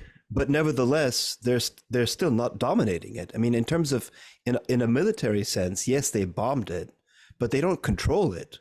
Every time they send a foot patrol out, it gets attacked. Every time they send a tank out, it gets attacked. So militarily speaking, it's not control. It's a very strange kind of this. It's a hybrid of massive destruction, but without control, without domination, right? And so every time they say, I can't remember, a week or so ago, they said, we have established absolute control over the north of Gaza militarily, which is simply not true. To establish absolute control means nobody's fighting back. It's done. It's not done. So there are these different things going on. They have imposed massive violence on the people in Gaza, but they've not won either militarily or politically, right? They're, as far as, and this came up in our conversation with Diana today too, they're increasingly losing the international community. They're losing the support of states. They're losing the support of ordinary people around the world. They've already lost that, and they're losing it at an accelerating pace. We're going to see what happens with the International Court of Justice. Hopefully something real will come of that. But even if it's only a symbolic thing, like the wall ruling in 2004, that there's more and more and more momentum, that's leading to the further and further and further isolation of this botched experiment in the 20th century and now into the 21st century, this botched experiment in ethnic, in ethno-racial settler colonialism. This is a fish out of water. Zionism has always been a fish out of water. But Soma, I want to ask you, there's this question of, yes, botched settler colonialism, but it seems to be at least as much as the fact that they are eating themselves in from the inside. So within the intra-Israeli Jewish kind of community, we've seen this from our guests that we've had and from our own kind of understanding of things, this notion that they are at war with themselves, and that war is going to increase as this kind of fascist side, it consolidates more and takes over the institutions. And a bit like the way in which I think in America, you guys or some in America are worried that post-2025, if Trump wins, there's going to be this assault on institutions, whatever's left of the institutions in the US, and you're going to kind of get into that thing. It's happening now with the Israelis, and that's also eating them up from the inside, as well as the fact that it's not sustainable for them to win this war in Palestine, in Gaza, and all these kinds of places. Well, you keep saying that, but I mean, I agree. I mean, there is. I mean, Ilan Pape talked about this, and we're all reading and we're all following in our own ways what's going on inside Israel, and you can see what's happening. I mean, yes, there is a division. There's a huge division, but as everyone has said, the unity is racism against Palestinians. And you said this, Karim, in the polling you were alluding to, or Diana was talking about this in her interview, that 90%, what is it, 90% or 95% of Jewish Israelis still support this genocidal campaign and are clamoring for more death, more killing, more. I mean, so yes, there are divisions, but there are divisions in every society. The question is, are these divisions going to be fatal to the body politic, or is it that they unify on anti-Palestinian racism? And what I see right now happening is that there's just this extraordinary amount of racism directed at Palestinians, especially in Gaza, but also, and to a lesser extent, to the West Bank and East Jerusalem. But I don't see this as, I'm still debating, Sadia. Yes, they don't control parts of Gaza, but they've pulverized, they've made it unlivable. And in the end, the population is going to be, their ideal is to ethnically cleanse this population, force them out. And the only question is whether they're going to succeed. But either way, the damage has been colossal. Is it contradictory? What do you mean? Yes, I think what we're seeing, all those things are contradictory. What do you mean? Contradictory meaning on the one hand, pounding Gaza and making it unlivable, uninhabitable, destroying the very fabric of how somebody can live in that kind of area. On the other hand, the Israelis losing or Zionism ending. over not today and tomorrow, but over a course of period, because they're eating themselves out from the outside and are unable to sustain even militarily. I mean, even militarily, as Said is saying, it's, yes, you can make a place unlivable when it comes to the civilians and comes to, but when you are having an organization that's been besieged for over a decade, still able to sustain 90 days into this most ferocious war that they're comparing to World War II and Dresden and all these kinds of things, still being able to inflict pretty heavy losses on the Israelis, certainly in relative terms. There's and without the Americans having to transfer ammunition illegally, not even bypassing Congress, which itself was already heavily Zionist, to bypass Congress to send in ammunition, without which they can't prosecute their war militarily on the ground. No, you're right. No, I guess you're right. The Americans have to send their aircraft carriers, have to send ships. The British are, I mean, all of this stuff is happening. The Americans want to go to war against Yemen. It's bizarre. All of this in order for them not to be a ceasefire on Gaza. I agree. It's ludicrous. I mean, it's ludicrous. Part of what's happening here is these things are all happening. We're witnessing things unfolding at different speeds. That's also what's interesting. And yes, Karim, as you said, the Americans are rushing extra ammunition to the Israelis, but we have to remember this is also in the context, militarily speaking, this is in the context of 2 years of war in Ukraine. The Americans have used up, they've basically exhausted their stocks of artillery shells, for example. So the Israelis, between them, the Israelis and the Ukrainians are using up far more 155 millimeter artillery shells than the US and the whole of NATO can produce. So at some point, the chickens are going to come home to roost, or they're not going to, I mean, I don't know how you want to take the metaphor, or they're not going to come home to roost. It seems like all these things are pushing and pulling in simultaneously, but at different speeds, different frequencies. And the contradictions are either they're exploding militarily, politically, ideologically, and so forth. And that's what came out of our discussion with Diana, is the ways in which, in a strange way, if we want to tie it up, perhaps we could say one of the things that comes out of our conversation with Diana is the way in which the contradictions in Israeli society are intensifying, I would say, whereas the forms of cohesion in Palestinian society are actually accelerating in a strange, despite the divisions, the physical divisions of Palestinians, there is more of a sense of cohesion now than there was, in early October, I would say. So I'm always looking for ways to be hopeful, even in the most desperate of times. And I think that there are still reasons to be hopeful, in spite of the terrible despair and suffering on the ground in Gaza. Just have a point to I think is important, that also came out of Diana's discussion with Diana, which is this idea of reforming the PLO and what to do with the Palestinian Authority, the PLO, etc. And I think this has been going for quite a long time.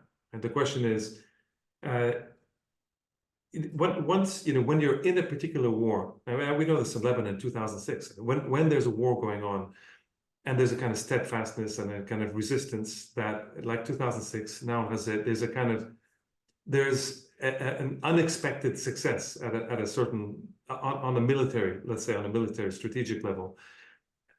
But on the other hand, once that phase ends, and Ghassan Abu Sittah talked about it, once that phase ends, once the direct kind of military part of the genocide ends, which it will eventually with the ceasefire at some point or the other, maybe when the ammunition is really gone, then the question is, you bring in the institutional people, you bring in the PA, you bring in the PLO, somebody has to come negotiate. The Saudis will come out, the Qataris, all these guys will start coming out. And then the question becomes, you go back into that, well, who's representing the Palestinians? And where can that institutionally being dominated, you go back to that, you are being dominated as Palestinians. There is no institution that can go to a negotiating table. And Diana kind of talked about it, and I thought that was very interesting. She did, and that's a good point you're raising, and that she raised as well. And I think, but as we also said, I think it all depends on how this war ends. I mean, honestly, I think any discussion of resuscitating the PLO or anything like that depends on what happens in this war. If Hamas emerges intact, as it almost certainly will emerge intact, then I think it's going to be a very different kind, because you said it, or somebody, I don't know who alluded to it, but it has totally eclipsed the PLO and Fatah right now. And that's the interesting thing, to see what happens in terms of how this war ends and on what terms, on whose terms, and so on. I think the thing to go back But to Sally's Osama, point. sorry, Yeah, just to go interrupt you ahead. there. No, Remember that after 2006, after the 2006 war, when Hezbollah was at its peak, eventually they sent it back to the Lebanese government and the Lebanese state, the Lebanese army, to kind of be the formal, interlocutors, right? And so you saw what happened after that. So once this war ends, eventually there is going to be an attempt to kind of reconcile factions and political organizations with a much more empowered Hamas and a much more weakened Fatah and kind of PLO. Exactly. Something has to give. Something has to give in that. I agree entirely. But what I'm saying is that it depends entirely on how this war ends. And so far, I think we're in agreement that so far in this war and preceding this whole scenario is that one side has massively increased its popularity on the Palestinian scene, and one side has massively decreased and lost its popularity on the Palestinian scene. We don't need to elaborate beyond that. But I think in terms of trying to be optimistic and trying to be sort of, there's a question of, as I think, Sadi, I agree with you that these are different things happening at different speeds.